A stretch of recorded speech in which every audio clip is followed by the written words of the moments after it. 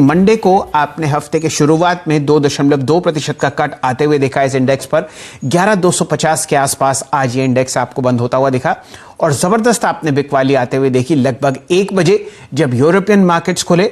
Asian markets में भी हल्की सी भी बिकवाली थी, लेकिन आपने ज्यादातर प्रेशर यूरोपियन मार्केट्स में देखा क्योंकि 2 बैंक्स स्टैंडर्ड चार्टर्ड और HSBC, वहां पर जो मनी लॉन्ड्रिंग का प्रोब हो रहा है वहां पर बहुत जबरदस्त वॉल्यूम्स आपको आते हुए दिखे बिकवाली की तरफ, और वही बिकवाली आपको हमारे बाजारों में भी आती हुई दिखी। अगर आप ये मानते हैं कि 2.2% कट निफ्टी 50 में ज्यादा है तो बैंक निफ्टी की तरफ नजर डालिए।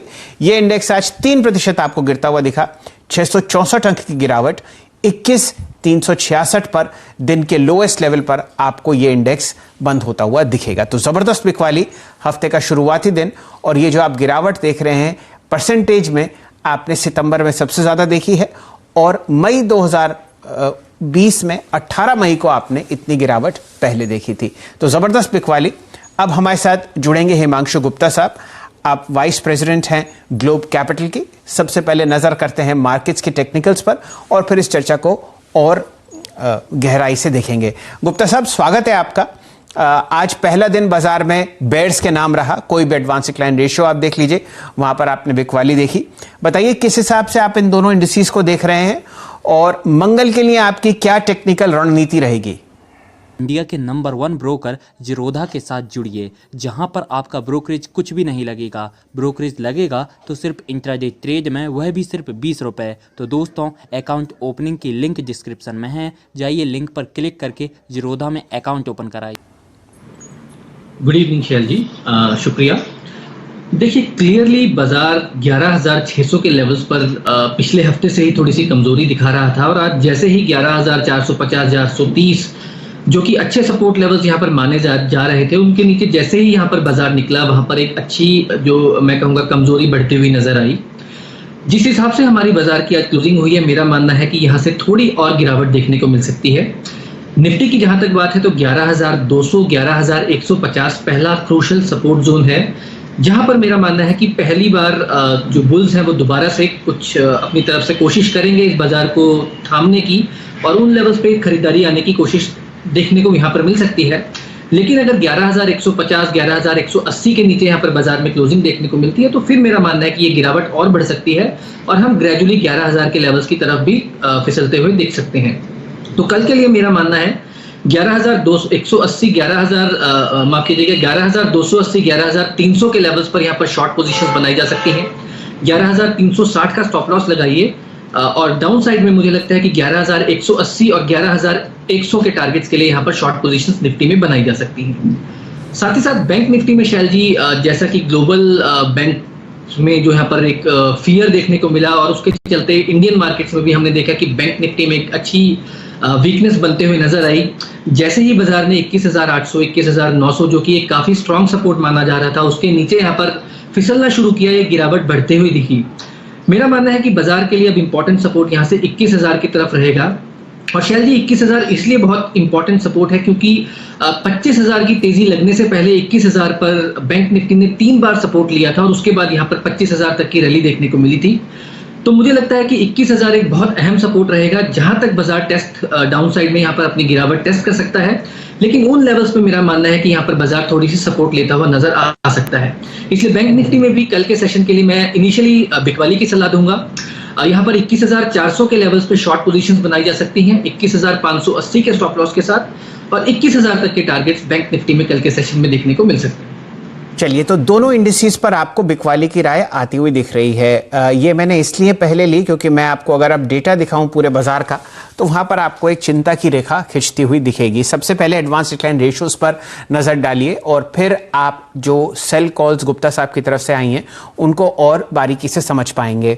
निफ्टी के 50 शेयर में से आज सिर्फ 3 ही ऐसे थे जो आपको हरे निशान में दिखे, और वो थे टेक काउंटर्स, इन्फोसिस और TCS। सेंसेक्स के अगर आप 30 शेयर देखें तो वही कहानी, सिर्फ 3 आपको हरे निशान में दिखेंगे। सबसे ज्यादा आपने आज बिकवाली देखी FNO में, लगभग 136 शेयर में से आपने 133 फ्यूचर लाल निशान में बंद होते हुए दिखे हैं। और अगर आप ब्रॉडर मार्केट्स की तरफ नजर रखें तो 1:6 का रेशियो आपको NSE में दिखेगा, और लगभग 1:4 का रेशियो आपको BSE में दिखेगा। तो हफ्ते के पहले दिन बहुत जबरदस्त तरीके से बेयर्स ने सेंटिमेंट पर कब्जा कर रखा है।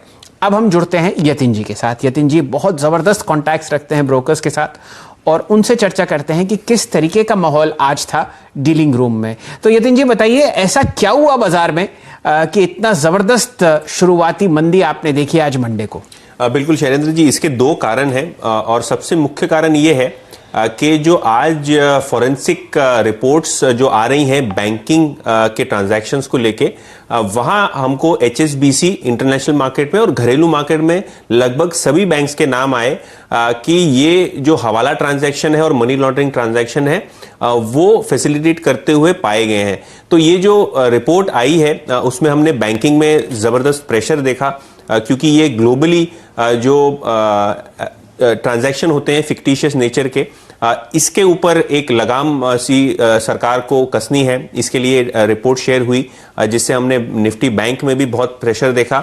और दूसरा मुख्य कारण ये था लॉकडाउन। हमने देखा है कि पिछले हफ्ते इजराइल ने अपने पूरे देश में लॉकडाउन लगाया फिर से। आज लंदन में भी मीटिंग जारी है कि ब्रिटेन में क्यों ना लॉकडाउन वापस लगाया जाए, रिस्ट्रिक्शंस तो ऑलरेडी हैं।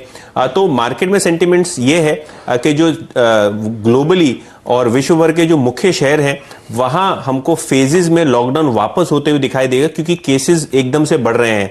चाहे वो मुंबई हो, चाहे वो लंदन हो, चाहे वो सैन फ्रांसिस्को हो, चाहे वो न्यूयॉर्क हो, कोरोना के केसेस जो हैं जिस प्रकार से बढ़ रहे हैं उस प्रकार से वहां की सरकारों को लग रहा है कि लॉकडाउन वापस लागू कर देना चाहिए, स्ट्रिक्टली अमल करना चाहिए। तो ये जो लॉकडाउन का सेंटिमेंट है ग्लोबली, उससे भी हमने देखा है कि मार्केट का सेंटिमेंट ग्लोबली काफी खराब होता हुआ हमको दिखाई दिया। तो अगर आप सिर्फ इंडिसेस पे ही ध्यान देखें तो इतनी जबरदस्त आपने बिकवाली आज आते हुए देखी है कि वो देखते ही बनती है।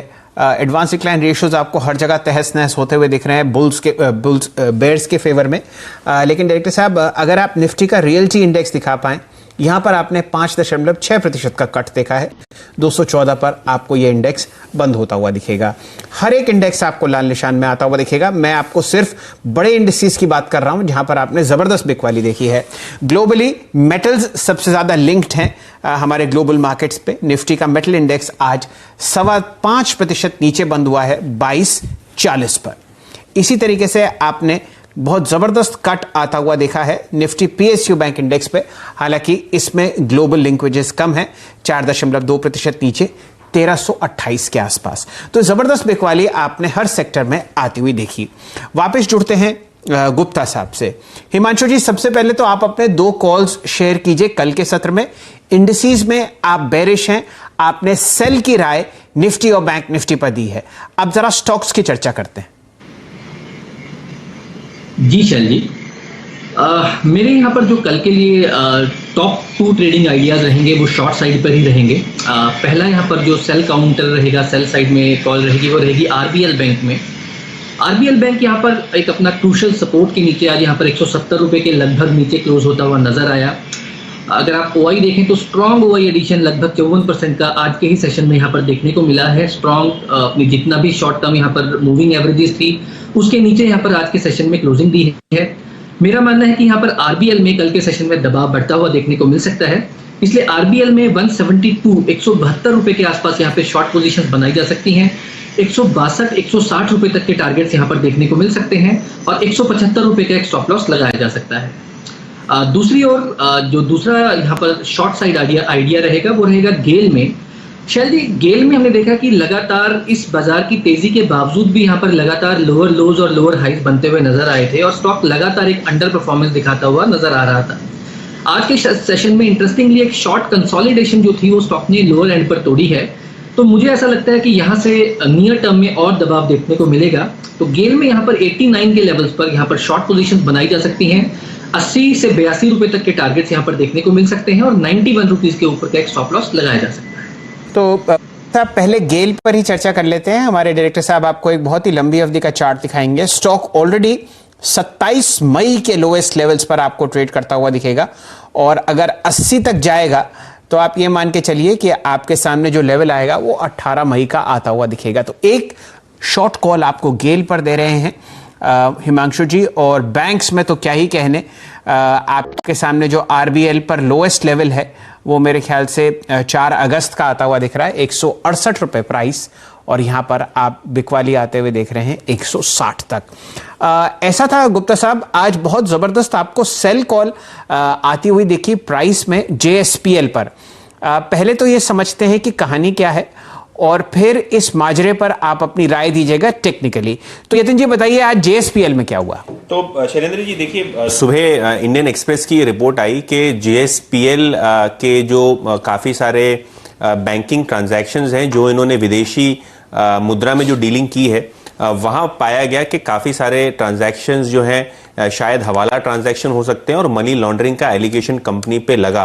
ऑफ कोर्स कंपनी ने इस मामले में कोई प्रकार की सफाई नहीं दी है, लेकिन न्यूज़ आर्टिकल का कहना यह है कि बैंकिंग चैनल्स थ्रू कंपनी ने पैसे जो है दुबई से लेके जर्मनी और काफ़ी सारे यूरोपियन कंट्रीज में भेजे और सामने जहां जो रुपए भेजे वो कंपनीज के साथ कंपनी का कोई लेना देना नहीं था, कोई प्रकार की सर्विसेज या गुड्स का एक्सचेंज नहीं हुआ। फिर भी ये जो पैसे थे वो JSPL ने काफ़ी सारे विदेशी एंटिटीज को भेजी जो कि शायद शेल कंपनीज हो सकती हैं। तो ये न्यूज़ रिपोर्ट्स के चलते, खास करके इंडियन एक्सप्रेस की न्यूज़ रिपोर्ट के चलते शेयर में हमने इंट्राडे में लगभग 15% का दबाव देखा। जी चलिए, हिमांशु जी ये आपका रिकमेंडेशन भी है और यहां पर आपने आज लगभग 2,58,00,000 शेयर ट्रेड होते हुए देखे हैं और इसका 100 DMA भी चार्ट्स पर टूटता हुआ दिखा है। अब बताइए चार्ट्स पर आपको JSPL कैसा दिखता है? शैल जी देखिए, मैं कहूंगा कि 20 अगस्त के 235 रुपए के लगभग हाईज बनाने के बाद ऑलरेडी स्टॉक यहां पर एक करेक्शन में मोड में है और आज के सेशन में ऑफकोर्स जिस तरह की गिरावट यहां पर आते हुए नजर आई है, मुझे लगता है कि नियर टर्म में यहां पर और कमजोरी बनते हुए नजर आएगी। मेरा मानना है कि यहाँ पर 165 और 160 रुपए के इमीडिएट टारगेट्स हैं जो स्टॉक कल के सेशन में ही टेस्ट करता हुआ नजर आ सकता है। तो बिल्कुल यहाँ पर अभी बिकवाली की सलाह रहेगी। 179 के स्टॉप लॉस के साथ आपको 173, 175 के जोन में बिकवाली करके चलना है। 165, 160 रुपए तक के targets Jindal steel and power में देखने को मिल सकते हैं। 165, 160 पहला लक्ष्य आपको गुप्ता साहब दे रहे हैं JSPL पर। इंटरेस्टिंग बात मैं आपको बताऊं यतिन जी और हिमांशु जी, हम लोग 2 महीने, 4 महीने, 5 साल, 2 साल की लोस देख रहे हैं बाजार में और चिंतित हो रहे हैं। HSBC में आप 1995 का लोएस्ट लेवल आते हुए देख रहे हैं। बिल्कुल। तो आप देखिए 1995 का मतलब ये हो गया कि 25-26 साल का लो आपने HSBC में आते हुए देखा है। तो इस तरीके की बिकवाली फिलहाल ग्लोबल मार्केट्स में आपको आती हुई दिख रही है। वापस हिमांशु जी से जुड़ते हैं। हिमांशु जी, आपने राय दी एक sell call JSPL, gas authority और उससे पहले आप बैंक्स पर बेरिश थे और खासकर इंडेक्स और बैंक निफ्टी पर। अब आप बताइए आपके हिसाब से निफ्टी में, FNO में वीकेस्ट लार्ज कैप कौन सा है? शैल जी देखिए, मेरा ऐसा मानना है कि जिस तरह का नेगेटिव न्यूज फ्लो यहाँ पर बैंकिंग सेक्टर में देखने को मिल रहा है, यहाँ पर कमजोरी बैंक्स में ही देखने को मिलेगी और उसके चलते जो मुझे लगता है कि यहाँ पर ICICI बैंक एक ऐसा काउंटर रहेगा जहां पर और कमजोरी बढ़ते हुए नजर आ सकती है। टेक्निकल सेटअप की भी अगर बात करें शैल जी, तो 360 रुपए पर मल्टीपल सपोर्ट्स दिखाने के बाद आज फाइनली स्टॉक उस सपोर्ट को तोड़ता हुआ नजर आया और मेरा ऐसा मानना है कि यहां से अब इसके लिए 340, 330 रुपए तक का डाउनसाइड खुलता हुआ नजर आया है। तो ICICI बैंक में मुझे लगता है कि 354, 355 के लेवल्स पर बिकवाली करके चला जा सकता है 360 के स्टॉप लॉस के साथ और 340 से 330 तक के टारगेट्स ICICI बैंक में देखने को मिल सकते हैं। चलिए, best short large cap space में गुप्ता साहब की तरफ से आपके लिए प्रस्तुत है ICICI बैंक। सेल कॉल आज 5% का कट और यहां पर आपको और गिरावट आती हुई दिख सकती है मंगल को। लेकिन बहुत निराशावादी बातें हो चुकी। आज बाजार में आपने एक शानदार लिस्टिंग रूट मोबाइल के IPO की देखी। 350 रुपए का जो शेयर था वो 708 रुपए के आसपास आपको लिस्ट होता हुआ दिखा। आपके सामने फिलहाल ग्राफ आएगा और बेहतरीन आपने तेजी आते हुए देखी। 651 रुपए के आसपास आपने इसको बंद होते हुए देखा। कुल मिला के 87% की तेजी उन लोगों के लिए जो खुशकिस्मत हैं और उनके डीमैट्स में इसका लिस्टिंग हुआ। 3 और IPO फिलहाल बाजार में आपको खुलते हुए दिखेंगे। केमकॉन स्पेशलिटी, एंजल ब्रोकिंग जो कल खुलेगा और साथ साथ कैम्स हमारे जो म्यूचुअल फंड का बैक एंड है वो संभालता है। सुमित जी हमारे साथ जुड़े हुए हैं, वो आपको बताएंगे कि इसमें निवेश करना है या नहीं। सुमित जी स्वागत है आपका। सेकेंडरी मार्केट से आप प्राइमरी मार्केट में पहुंच गए। इंडिया के नंबर 1 ब्रोकर जिरोधा के साथ जुड़िए, जहां पर आपका ब्रोकरेज कुछ भी नहीं लगेगा। ब्रोकरेज लगेगा तो सिर्फ इंट्राडे ट्रेड में, वह भी सिर्फ 20 रुपए। तो दोस्तों, अकाउंट ओपनिंग की लिंक डिस्क्रिप्शन में है, जाइए लिंक पर क्लिक करके जिरोधा में अकाउंट ओपन कराइए।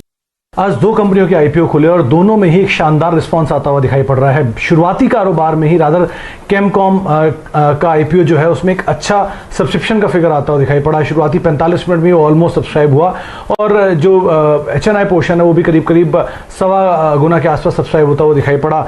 इन टोटल रफली अब तक 5 गुना के आसपास सब्सक्राइब हो चुका है केमकॉन का आईपीओ। और दूसरी तरफ जो कैम्स का आईपीओ है वो भी 70% के आसपास सब्सक्राइब होता हुआ दिखाई पड़ा है। एक छोटा आईपीओ है, करीब करीब 350 करोड़ का आईपीओ केमकॉन केमिकल्स का है, जो कि जिसमें 2 दिन के लिए आईपीओ खुला रहेगा और जो प्राइस बैंड भी तय किया गया वो करीब करीब 338 से 340 रुपए के आसपास का तय किया गया है। वहीं ऑन द कॉन्ट्ररी कैम्स के आईपीओ की बात करें तो करीब 1229 से 1230 रुपए पर शेयर के आसपास का इनका प्राइस बैंड है। रफली 2243 करोड़ रुपए का आईपीओ है। अब ब्रोकर्स की अगर बात की जाए इन दोनों ही आईपीओ को लेकर तो मेजरली सभी का रुझान पॉजिटिव साइड पर ही है। चाहे जियोजित की बात कर लें, चॉइस ब्रोकिंग, मोतीलाल ओसवाल, एंजल, इन सभी की तरफ से केमकॉन स्पेशलिटी के लिए एक बाय साइड की रेटिंग आई है, सब्सक्राइब साइड की रेटिंग आई है। सबने ये बात कही कि यहाँ पर लिस्टिंग गेन भी अच्छा मिल सकता है और आगे के लिए भी होल्ड किया जा सकता है। वहीं कैम्स आईपीओ को लेकर जो ब्रोकरेज हाउसेस का व्यू है वो केमकॉन से भी ज्यादा पॉजिटिव है। उनका ये मानना है, आनंद राठी, सैमको, मोतीलाल ओसवाल, आईआईएफएल, एयूएम कैपिटल, सबका ये मानना है कि यहाँ पर सब्सक्राइब भी किया जा सकता है, लॉन्ग टर्म के लिए भी यहाँ पर खरीदारी की जा सकती है। कंपनी का जिस तरह का बिजनेस है, एक यूनिक बिजनेस मॉडल पे कंपनी कामकाज करती है, फाइनेंशियल इंफ्रास्ट्रक्चर प्रोवाइड कराती है, तो आगे के लिए भी एक अच्छे एवेन्यूज यहाँ पे खुलते हुए दिखाई पड़ सकते हैं। तो ना केवल लिस्टिंग गेन के लिए बल्कि दोनों ही कंपनीज को आगे फर्दर होल्ड करने के लिए भी सब्सक्राइबर चलने की राय ब्रोकर्स की तरफ से आ रही है।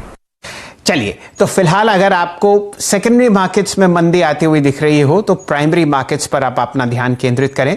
पिछले एक हफ्ते में 2 शानदार लिस्टिंग हुई हैं। हैप्पीएस्ट माइंड्स जो कि जाने माने टेक प्रमोटर श्री अशोक सूटा की कंपनी है, और आज आपने रूट मोबाइल की लिस्टिंग होते हुए देखी है, 87% की रैली। थोड़ा लंबे समय तक आप अगर पीछे जहन में जाएं तो आपको जितनी भी टेक कंपनीज हैं वो बाजार में शानदार तरीके से काम करती हुई दिखेंगी। यतिन जी से इस पर चर्चा करते हैं। आपने नाम लिए डिक्सन, एफएल, इंडिया मार्ट, एक आध 2 नाम और ले रहे थे। तो शैलेंद्र जी, जो मार्केट का फोकस है वो कहीं ना कहीं इंटरनेट को लेके है। अगर आप जियो प्लेटफॉर्म्स की बात करें तो ये एक इंटरनेट कंपनी ही हम इनको मानेंगे, डेटा कंपनी मानेंगे। तो वो लार्ज कैप हुई, लेकिन अगर आप मिड कैप में देखें तो नौकरी है जो रिकॉर्ड हाई के आसपास है, जो इन्फो एज है। अगर आप इंडिया मार्ट देख ले तो शेयर्स रिकॉर्ड हाई अभी रिसेंटली उन्होंने छुए। डिक्सन एम्बर जो है इंडिया की कंजम्पशन स्टोरी और इंडिया की इलेक्ट्रॉनिक स्टोरी दर्शाते हैं। तो कहीं ना कहीं ये जो मैन्युफैक्चरिंग हब इंडिया बनते जा रहा है और ई कॉमर्स हब जो बनते जा रहा है, वहां काफी इंटरेस्ट लोगों का दिखाई दे रहा है, चाहे वो बड़े निवेशक हों, एफआईआईज हों या एचएनआईज हों। और अगर आप आज की लिस्टिंग की बात करें रूट मोबाइल, तो शैलेंद्र जी, जैसे हम कोई बैंकिंग ट्रांजैक्शन करते हैं हमको ओटीपी आता है, जैसे ही आप कोई ई कॉमर्स कंपनी के साथ ऑर्डर प्लेस करते हैं तो आपको एक एसएमएस कंफर्मेशन आता है, जैसे ही आप ट्रेड डालते हो तो मोतीलाल ओसवाल हो या कोई भी बड़ा ब्रोकर हो, आपको ट्रेड कंफर्मेशन आते हैं। तो ये जो ओटीपी और जो एसएमएस एनालिटिक्स का बिजनेस है, इस बिजनेस के साथ कंपनी जुड़ी हुई है। इसके अलावा कंपनी का एक बड़ा बीपीओ डिवीजन है, काफी अलग प्रकार के ये क्लाउड सॉल्यूशंस कंपनी प्रोवाइड करती है। तो जिस हिसाब से हमने इंटरनेट यूजेज और ई कॉमर्स एक्टिविटी में बूम देखा है, खास करके लॉकडाउन और कोविड के समय में, सीधा बेनिफिट इन कंपनीज को होती है, जहां हमने शानदार लिस्टिंग देखी है और शानदार एंकर बुक के साथ बहुत बढ़िया डिलीवरी वॉल्यूम आज के सत्र में होते हुए देखे। चलिए, 2,91,00,000 शेयर आज आपको रूट मोबाइल के ट्रेड होते हुए दिखे। 100% लिस्टिंग में आपने यहां पर मुनाफा देखा। मंगल को शायद अमंगल हो जाए, क्योंकि शैलेंद्र जी, हमने ये देखा है कि जो ऑटो इंडेक्स है वो कहीं ना कहीं अपना एक हिस्टोरिकल टॉप बना के एक ट्रेंड रिवर्सल बता रहा है। और मारुति जो कि सबसे बड़ा वेट अगर आप कहें तो ऑटो इंडेक्स में है, वहां हमने लगभग 10% का ऊपर के लेवल से करेक्शन देखा है। आज भी स्टॉक ने लगभग डेज लो के आसपास ही बंद दिया है। हमने इसको 3:15 बजे भी आज डिस्कस किया था और वहां एक डे लो आता हुआ हमको दिखाई दिया। और अगर आप मारुति की बात करें तो सितंबर सीरीज में एक इंटरेस्टिंग चीज हुई, लगभग 17-18% का ओपन इंटरेस्ट में इजाफा हुआ और 3 लाख शेयर से ऊपर जो है ओपन इंटरेस्ट में जुड़े शॉर्ट साइड पे, जो कि काफी बड़े हैं। और अगर आप मारुति की बात करें तो कहीं ना कहीं यहाँ एसटीबीटी की भी जो राय है वो डीलिंग रूम से आज के सत्र में आ रही थी। तो अगर ये ग्लोबल मार्केट का सेटअप वीक रहा तो कल शायद ज्यादा कमजोरी मारुति सुजुकी आज की तरह ही बता सकता है। इसके अलावा टाइटन की अगर आप बात करें और जिस हिसाब से लॉकडाउन की सिचुएशन हो रही है, डेली जो कोरोना के केसेस जो हैं भारत में बढ़ते हुए दिखाई दे रहे हैं, तो कहीं ना कहीं ये रिटेल फुटफॉल्स पे असर इसमें हमने होता हुआ दिखा। और टाइटन की अगर आप बात करें तो जिस प्रकार से शेयर ने 900 साढ़े 900 के लेवल से लगभग 1200 के लेवल्स छुए हैं, थोड़ी बहुत मुनाफा वसूली यहां हमको देखने को मिल रही है। और डीलिंग रूम्स का मानना यह है कि 1080 से 1100 के लेवल्स यहां हमको बहुत जल्द देखने को मिल सकते हैं। तो यहां से लगभग 30 से 40 रुपए की डाउनसाइड जो है डीलिंग रूम्स को टाइटन में आते हुए दिखाई देगी। गेंद आपके पाले में है गुप्ता साहब, बहुत ही संक्षिप्त में राय दीजिए मारुति और टाइटन पर, कहां पर आपको ये दोनों स्टॉक्स जाते हुए दिख रहे हैं? शैल जी, दोनों ही स्टॉक्स में मैं यतिन जी के साथ हूं। मुझे लगता है दोनों ही स्टॉक्स में कल के सेशन में गिरावट देखने को मिल सकती है। मारुति में 6680 के आसपास बिकवाली करके चले, 6750 के स्टॉप लॉस के साथ 6500 तक के टारगेट्स मारुति में आते हुए देखने को मिल सकते हैं। साथ ही साथ टाइटन में भी 1153 के स्टॉप लॉस के साथ बिकवाली करके चले, 1110 और 1090 तक के टारगेट्स टाइटन में देखने को मिल सकते हैं। तो सेल कॉल्स लार्ज कैप्स पे टाइटन और मारुति पर आपको आते हुए दिख रही हैं। समय समाप्त हो चुका है मार्केट्स टुडे को, इस शो को यहीं समेटते हैं। इंडिया के नंबर 1 ब्रोकर जिरोधा के साथ जुड़िए, जहां पर आपका ब्रोकरेज कुछ भी नहीं लगेगा। ब्रोकरेज लगेगा तो सिर्फ इंट्राडे ट्रेड में, वह भी सिर्फ 20 रुपए। तो दोस्तों, अकाउंट ओपनिंग की लिंक डिस्क्रिप्शन में है, जाइए लिंक पर क्लिक करके जिरोधा में अकाउंट ओपन कराइए।